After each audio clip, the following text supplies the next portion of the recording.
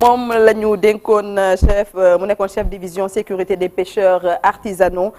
gannaaw nag ba ab entretien bu mu accordé woon suñu ay naataango di wax lu jëm ci wàllum licence de pêche yeeg yi ni mel ñu daal di ko fay jëlee ndaxte la mu génnee ci ay kon xibaar dafa wute loolu ak dalwaay jëruñ yi nañu gisee lu jëm ci wàllum licence de pêche yi am na waxtaan bu mu sekk ak Yaay Kouma Ndiaye ak Yaya Diallo retracé un peu nañu ko jëlee ci poste bi ñu seetaan entretien bi bu ñu paree bu ñu noppee ñu ñëwaat ci plateau bi. leen di nuyu ñu ngi ak Mamadou Lamine Diop moom nag nekk ingénieur des pêches ci ministère de la pêche moom moo nekkoon tamit chef de division bu ñu dénkoon lu jëm ci kaaraange artisan pêcheurs yi moom nag xam ngeen ni jamono ji sortie bi mu defoon ci presse bi mu génnee wax ci licence de pêche yi dañ ko mujjee jëlee ci poste boobu mu nekkoon tey sax nag looloo tax ñu nar a waxtaan ak moom lu jëm ci loolu Mamadou Lamine ñu ngi lay nuyu. Kumba maa ngi lay fay jërëjëf comme ni nga ko waxee maa ngi tudd Mamadou Lamine Diop ingénieur des pêches la doomu mool la mais aussi ma yokku ci ne membre actif la bu coalition Diomaye président ci fële ma dëkk muy commune de Ndiébène Gandiol. d'accord Mamadou Lamine ndax mën nga dellu ci waat ci kàddu yi nga xamante ni si moom nga yëkkati woon. waaw dama yëkkati ay kàddu pour wax ne rek ne Sénégal dafa soxla accord de pêche mooy dañoo soxla waxtaanee waat li nga xam ni mooy suñu géej gi ak ni ñu doon jëfandikoo suñu gàncax googu nga xam ne mooy thon bi mooy li ñuy woowee banaana merlu bi parce que jàpp naa ne sénégalais yi ëpp ci sénégalais yi xamuñu ne ci biir accord yi Sénégal jaayul thon que ne thon bi ICCAT moo ko régir que ne kenn ku ci nekk sa quota rek nga mën a jël Sénégal jaayul thon ci accord yi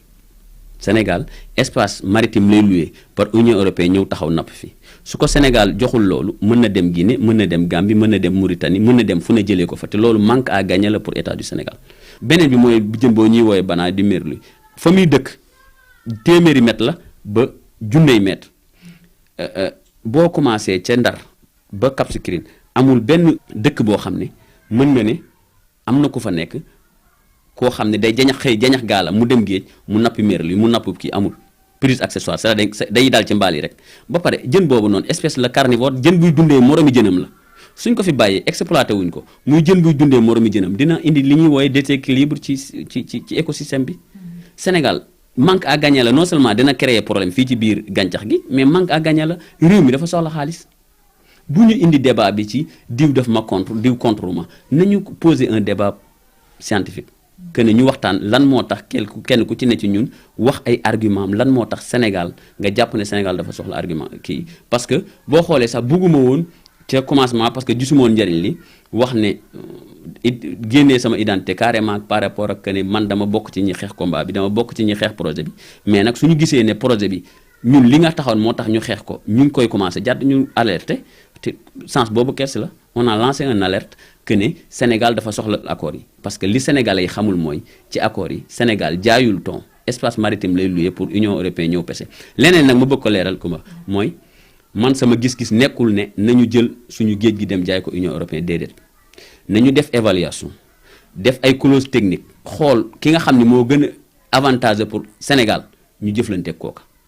muy Union européenne muy Russie muy chinois muy keneen. mais waaw man loolu laa gis c'est-à-dire que nekkuma parce que dama gis ñenn ñi xam ni comprendre duñ fi may waxee moo tax may leeral loolu man li ma gis mooy nañu def évaluation suñu surplus bi nga xam ne dañ ko war a joxe muy merlu bi ñu xool ki nga xam ne moo gën a fay lu baax moo gën a avantage ñu jox ko par rapport ak thon bi suñu joxoon junney réew laa la wax yoo xam ne c'est des états côtiers yoo xam dañu am quota ñu ñëw côte di nappee Sénégal jotewul ak quota Sénégal dara ñun jaayuñu thon espace lañuy loué fu gaa yi taxaw pour napp seen quota ñoom quota boobu fu mu ko mën a nappee ci adduna bi quota am la bokkul ak quota Sénégal te loolu jàpp naa ne sénégalais xamuñu ko moo tax ñu partager suñu point de vue sur la question pour que ñu waxtaanee ko. d'accord Mamadou yow say kilifa bi ñu lay notifié di la yëgal ni wàcc nañ la si poste boobu nga nekkoon muy chef de division ndax dafa am beneen motif buñ la wax. bon waxuñ ma sax motif wax dëgg yàlla. que ne kiyam la nag nu mu tudd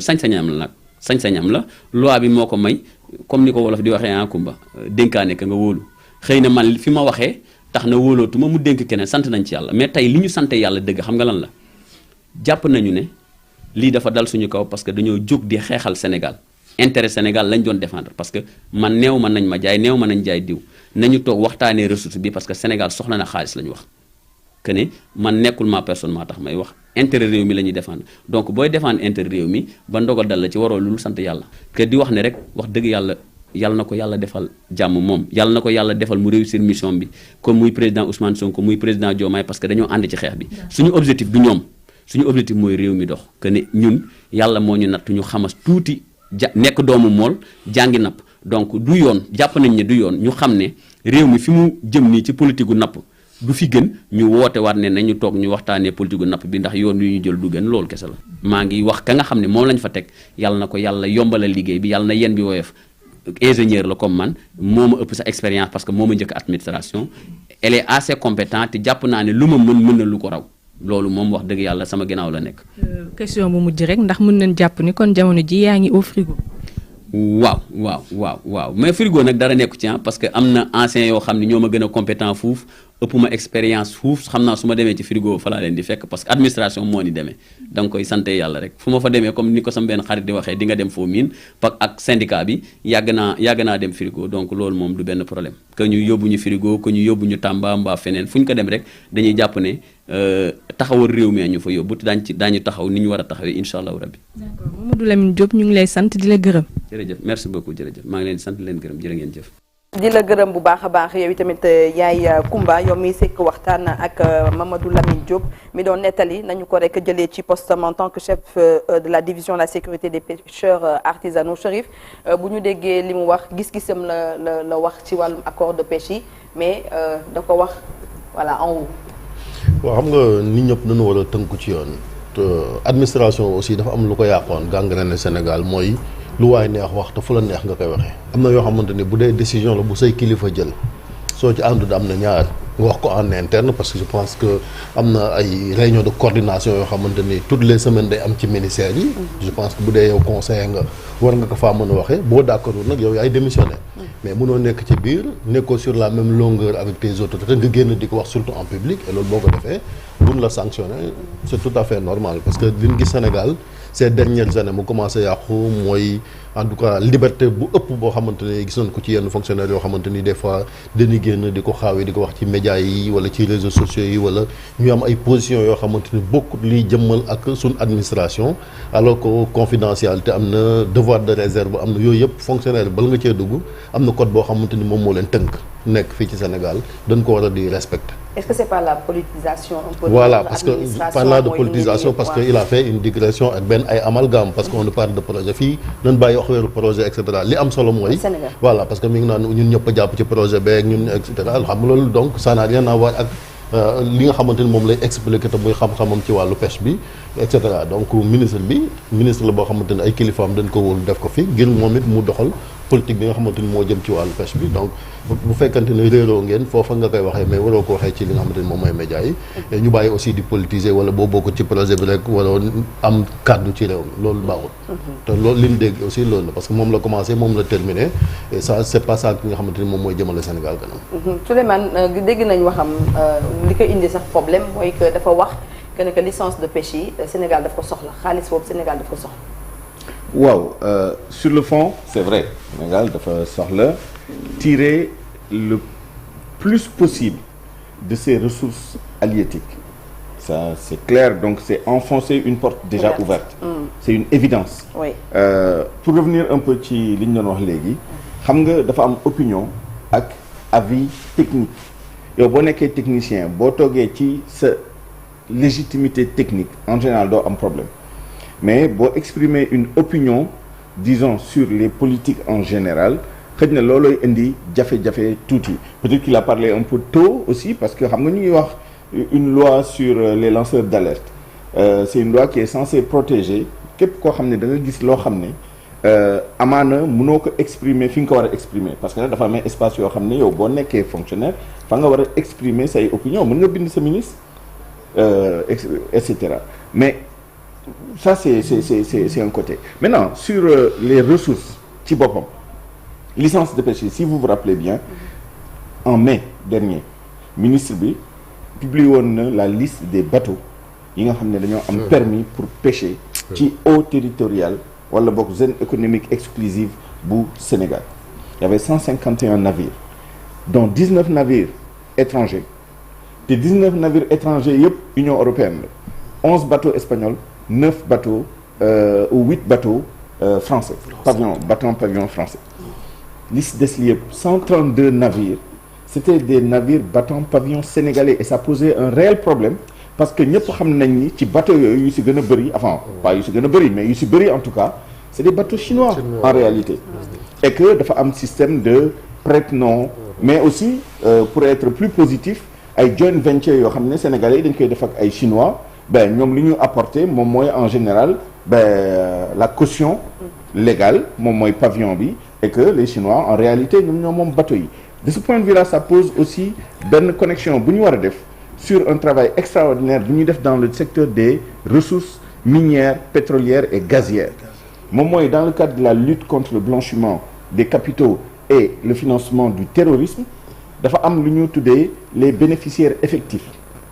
c'est-à-dire tey jii dans le domaine des mines du pétrole et du gaz on veille à savoir kan mooy le dernier bénéficiaire c'est-à-dire ça permet de lutter contre les prête-noms les gens qui se cachent derrière les subtilités juridiques pour di exploiter suñu ay ressources di mbubboo ay doomu Sénégal wala ay doomu Afrique pour contourner la loi dans le domaine de la pêche c'est important que loolu tamit ñu def ko parce que loolu dafa am impact boo xam ne dafa doy waar ci suñu ressources yi benn le manque à gagner pour les pêcheurs artisanaux selon certaines études entre 2012 et 2019 moins 58% des prises de la pêche artisanale c'est notamment benn fondation bu tudd Environmental Justice Foundation ñoom ñoo def étude boobu génnee ko en 2023 manque à gagner pour le Sénégal selon les estimations plus de 250 millions de dollars par an ça tourne c'est un peu moins de 150 milliards par an yoo xam ne Sénégal daf koy perte sans compter maintenant l'impact négatif des pratiques de pêche de certains de ces bénéficiaires de licence mooy lan les chaluts profonds mooy ñi nga xam ne dañuy dem di xoos géej bi di dem bay laal suuf quelle que soit la profondeur yóbbu fa seen kii yi nu mu koy tuddee les filets là mbaal yi yu diis yooyu dem ci suuf nga xam ne dañu lu ñu fekk jël duñu bàyyi dara loolu baaxul ci kii il y a des zones yoo xam ne dañoo interdire ñu pêcher fa pour une raison pour une autre mën na nekk pour régénérer l'espèce wala pour et cetera gérer durablement nos ressources bateau yooyu duñ ko respecter et plein d'autres choses l'utilisation des explosifs pour pêcher et le non-respect des quotas ak yi ni mel yooyu yëpp c'est des choses yoo xam ne dans le cadre du débat là il faut ñu poser ko heureusement Sénégal non seulement les nouvelles autorités ont promis que côté boobu nañu yokk transparence bi donc ça c'était le point en mai 2024 et que entre-temps dañoo waroon continuer parce qu'il y avait des dossiers en cours d'instruction de traitement pour xool ndax dañ leen di jox kii bi ou pas mais renforcer transparence bi surtout par rapport ak pavillon yi et pour ce faire il y a des choses qui ont été faites je pense qu'à la direction de la surveillance des pêches yokk nañu matériel yokk nañu xarañte bi et vous avez vu aussi les navires militaires yoo xam ne jënd nañ ko pour renforcer la surveillance de notre zone économique exclusive entre autres missions dañu surveiller aussi sécuriser suñu plateforme pétrolière gazière yi mais suñu zone exclusive économique bi boobu c'est important parce que foofu la ñuy pêcher et Diop wax na ko tuuti attention quand les gens viennent pêcher ici c'est pas histoire de quota seulement ñëpp xam nañ ni jën yi dañu déplacé wu et que période bu ñu nekk yow ci sa zone exclusive bu ñu ko exploité wul amaana ñu dem ci yeneen kii mais c'est pas pour rien que les gens viennent dans cette zone là parce que dañoo am avantage naturel il y a le fameux phénomène d'upwelling qui fait que ñun suñu eaux yi c'est des eaux extrêmement poissonneuses muy Mauritanie muy une partie du Maroc muy Gambie muy Guinée muy Sierra Leone ba ay Angola donc on a cet avantage qui fait que c'est pas pour rien que les gens viennent mais ils ne viennent pas que pour ça ils viennent aussi parce que parfois suñu législation ak suñu réglementation day am ay failles yoo xam ne dañ koy exploiter parce que bu ñu demee beneen zone quoique poissonneuse du ñu am avantage yu ñu am fii du ñu am laxisme wala faille yi nga xam ne moo am ci suñu système non seulement au plan législatif et réglementaire mais au plan aussi du dispositif de sécurisation et d'autres phénomènes yoo xam ne xëy na c'est pas le lieu d'en parler c'est la corruption dans nos administrations donc des gens qui viennent di corrompre di fay di joxe xaalis ñu leen di jox ay licences yaa ma neex et cetera tout ça dañ koy dugal ci biir débat bi pour mën ko clarifier et apporter des améliorations. loolu rek day na jàngat Souleymane Niang merci beaucoup ci li nga ko faram-fàccee mais ñu ñëw ci jàngatu bés bi ñuy waxtaanee wax naa ko gestion des finances publiques redressement au prix de la transparence Souleymane Niang dana ko daal di gën a toj ci kanam lay doon après ceci.